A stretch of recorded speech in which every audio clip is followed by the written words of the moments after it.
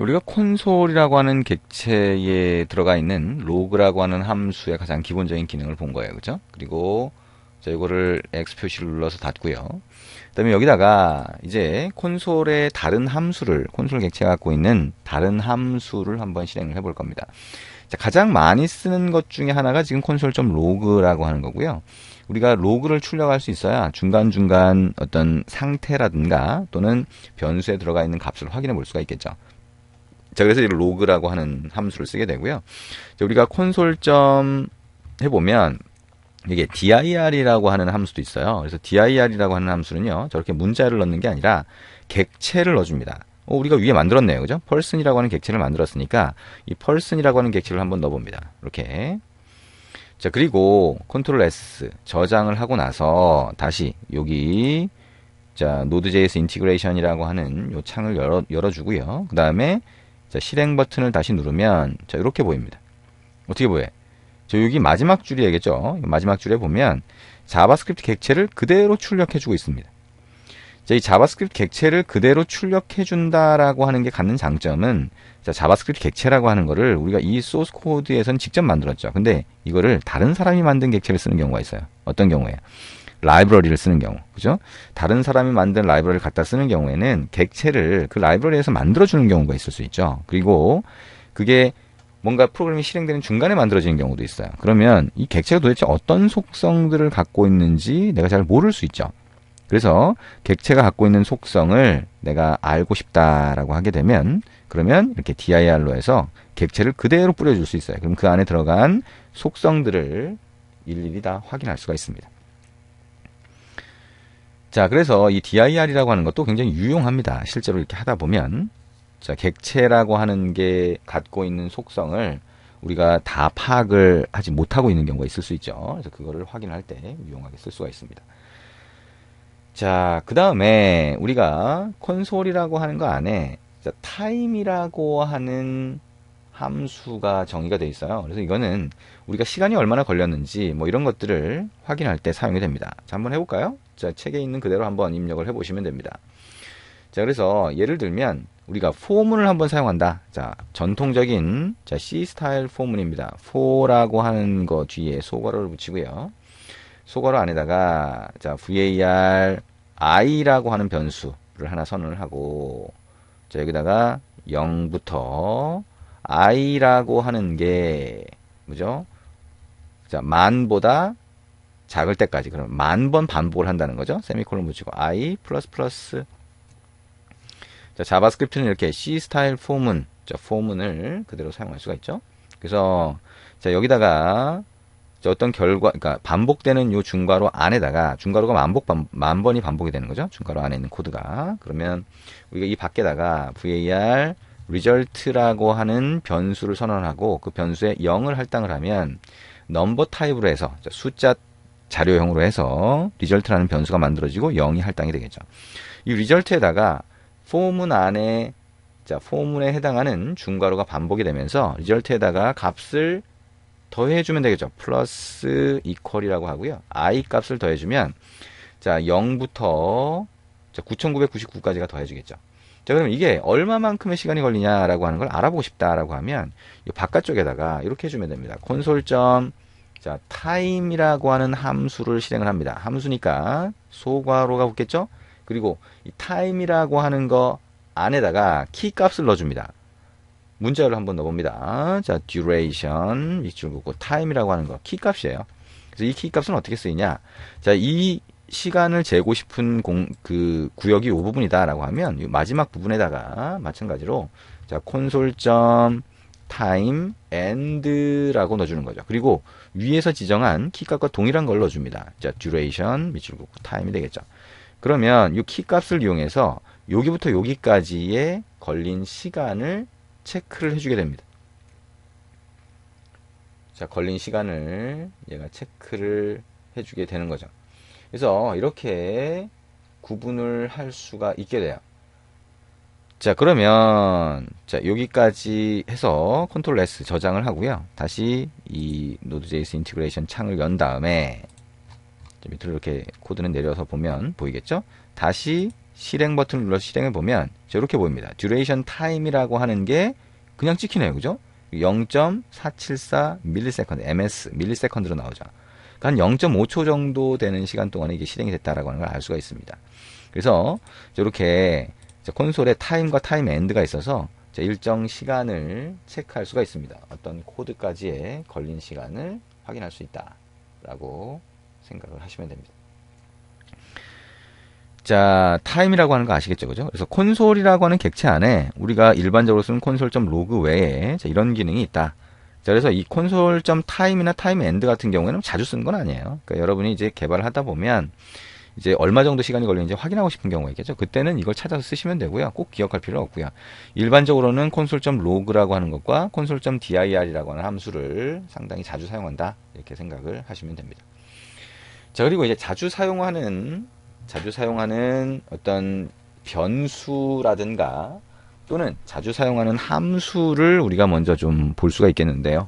자, 지금 콘솔이라고 하는 객체를 자주 사용한다 라고 하는 거 얘기를 했고, 자, 그 다음에 우리가 파일 네임이나 dir 네임 같은 변수를 사용할 수가 있습니다. 이것도 여러분이 자바스크립트 코드 어디에서건 사용할 수 있는데요. 자, 이렇게 한번 입력을 해볼게요. 자, console.log라고 하는 함수를 실행하고요. 자, console.log라고 하는 함수 안에다가 여기에다가요. 안에다가 넣어야 되겠죠? 여기다가 파일 이름 이렇게 하고 땡땡 그다음에 %s 붙입니다. %s를 붙이니까 여기에 대체할 값을 콤마를 하고 넣어주시면 되겠죠. 여기다가 밑줄 2개 긋고요.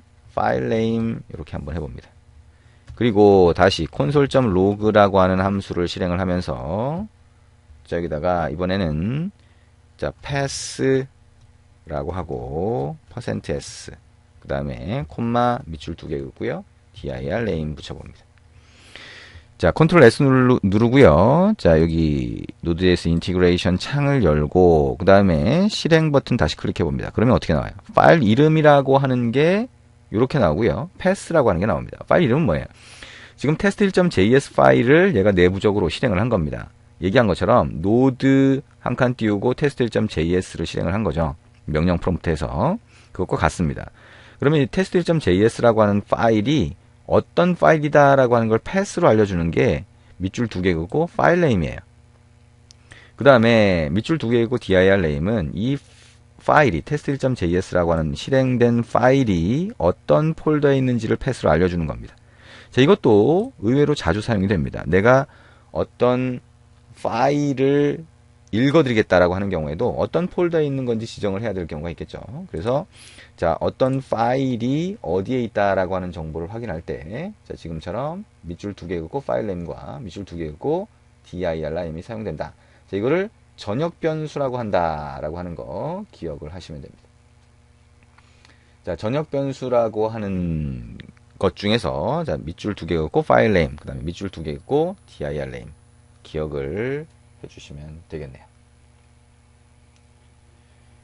자, 여기까지 해서 자, 우리가 콘솔이라고 하는 객체가 갖고 있는 대표적인 메소드들을 봤어요. 그러면 자, 전역 객체라고 해서 어디서든 사용할 수 있는 걸 이제 전역 객체라고 하는데, 자, 어디서든 사용할 수 있는 객체의 대표적인 게 콘솔이다라고 보시면 돼요. 그리고 또 다른 것으로 프로세스라고 하는 객체를 볼 수 있습니다. 자, 그래서 프로세스라고 하는 객체를 사용하는 방법을 한번 만들어 봅니다. 이제 왼쪽에 프로젝트 영역에서요, 오른쪽 마우스 버튼 눌러서 파일 만들기 이렇게 하고요. 자, 이번에는 자, ch02 챕터 2를 하고 있으니까 그 다음에 밑줄 긋고 02.js 이렇게 한번 만들어 볼게요. 자, 그리고 여기다가 자, console.log라고 해서 로그를 한번 찍어 볼 텐데, 여기다가 이제 뭘 할 거냐, argv 속성의 파라미터 수라고 한번 입력을 해보자는 거죠. 그리고 땡땡 하고 나서요, 여기다가 %d를 해도 되고요. 이건 말고 그냥 일반적으로 하듯이 이걸 플러스로 해서 문자로 서로 붙여주셔도 됩니다. 여기다가 자, process.argv.length라고 한번 기록을 해봅니다. 자, 요렇게 기록을 하고요. 컨트롤 S 눌러서 저장을 합니다. 자, 저장을 하고요. 한번 실행을 해봅니다. 자, 여기 창을 열고요. 다시 실행을 해보는데, 테스트 1.js 밖에 없네요.